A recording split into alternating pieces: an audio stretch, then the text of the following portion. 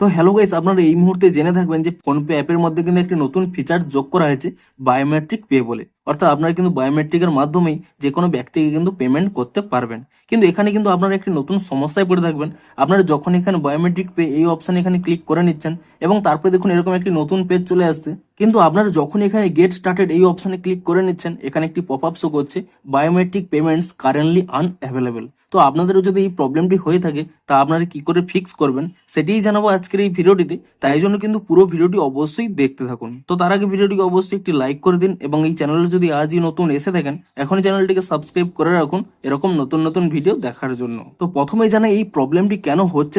দেখুন এখানে কিন্তু স্পষ্টই লেখা রয়েছে you currently do not have any accounts that are eligible for biometric payments. অর্থাৎ এখানে কিন্তু স্পষ্টই লেখা রয়েছে যে আপনাদের এই ফোনপে অ্যাপে যে ব্যাঙ্ক অ্যাকাউন্ট যোগ রয়েছে সেই ব্যাঙ্ক অ্যাকাউন্ট কিন্তু এই মুহূর্তে বায়োমেট্রিক পেমেন্ট সাপোর্ট করে না। তো আপনাদের জানিয়ে দিই, আপনাদের যদি এসবিআই অ্যাকাউন্ট হয়ে থাকে সেই ক্ষেত্রে কিন্তু এটি সাপোর্ট করছে না।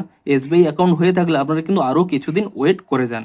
যদি আপনাদের পাঞ্জাব ব্যাংক থেকে থাকে কিংবা কোটাক ব্যাংক থেকে থাকে কিংবা এইচডিএফসি ব্যাংক থেকে থাকে, এই সমস্ত ব্যাংকের ক্ষেত্রে কিন্তু এখানে বায়োমেট্রিক পেটি চালু হয়ে গেছে, তাহলে কিন্তু আপনারা সেই ব্যাংকটি কিন্তু সিম্পলি অ্যাড করে নিয়ে আপনারা কিন্তু বায়োমেট্রিক পেটি চালু করতে পারবেন। তো আপনাদের যদি এই ব্যাংকগুলোর মধ্যে কোনো একটি থেকে থাকে, ধরুন আমার পাঞ্জাব ব্যাংকটি রয়েছে, তো আমি তা অ্যাক্টিভেট করে দেখাচ্ছি। দেখুন আপনারা কি করবেন, এখানে অ্যাড এ ইউপিআই অ্যাকাউন্ট এই অপশানে কিন্তু ক্লিক করে নেবেন। তাহলে এখানে দুটি অপশান রয়েছে, ব্যাঙ্ক অ্যাকাউন্ট এবং রুপে অন ইউপিআই। আপনারা কিন্তু এখানে ব্যাঙ্ক অ্যাকাউন্ট অপশানে ক্লিক করে নেবেন এবং তারপরে দেখুন আমি এখানে পাঞ্জাব ন্যাশনাল ব্যাংকটি এখানে সিলেক্ট করে নিচ্ছি। তো তাহলে দেখুন অ্যাকাউন্ট অ্যাডেড হয়ে গেল। তো আপনাদের এখানে অ্যাকাউন্টটি চলে এলো এবং তারপরে দেখুন এখানে একটি অপশান রয়েছে সেট ইউপিআই পিন।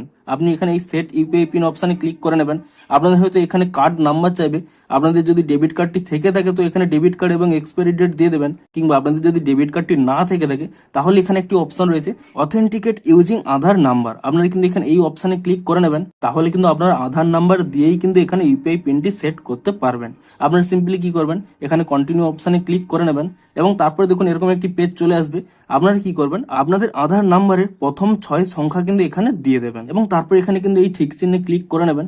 তাহলে কিন্তু এখানে অপশান পেয়ে যাবেন কন্টিনিউ বলে, আপনি সেই কন্টিনিউ অপশানে কিন্তু ক্লিক করে নেবেন এবং তাহলেই দেখবেন আধার ওটিপিটি কিন্তু অটোমেটিক্যালি এখানে চলে আসবে। তো আপনারা কি করবেন, সিম্পলি কিন্তু এখানে নেক্সট অপশানে কিন্তু ক্লিক করে দেবেন এবং তারপরে দেখুন ব্যাঙ্ক ওটিপিও অটোমেটিক্যালি চলে আসবে। আপনারা এখানে নেক্সট অপশানে কিন্তু ক্লিক করে নেবেন এবং তাহলেই দেখুন আপনাদের কিন্তু ইউপিআই পিনটি সেট করার অপশান চলে আসবে।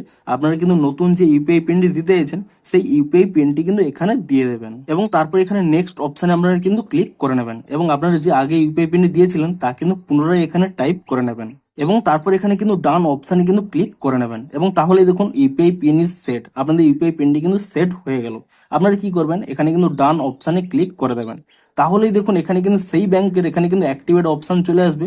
আপনারা সিম্পলি এখানে অ্যাক্টিভেট অপশানে ক্লিক করে নেবেন এবং তারপরে দেখুন অ্যাগ্রি অ্যান্ড অ্যাক্টিভেট এই অপশানে ক্লিক করে নেবেন এবং আপনাদের যে ইউপিআই পিনটি দিয়েছিলেন সেই ইউপিআই পিনটি কিন্তু একবার দিয়ে দেবেন এবং তারপর এখানে নেক্সট অপশানে ক্লিক করে দেবেন এবং তারপরে আপনাদের এখানে বায়োমেট্রিক অর্থাৎ ফিঙ্গারপ্রিন্ট দিয়ে দিলেই এখানে দেখুন অ্যাক্টিভেটিং চলবে।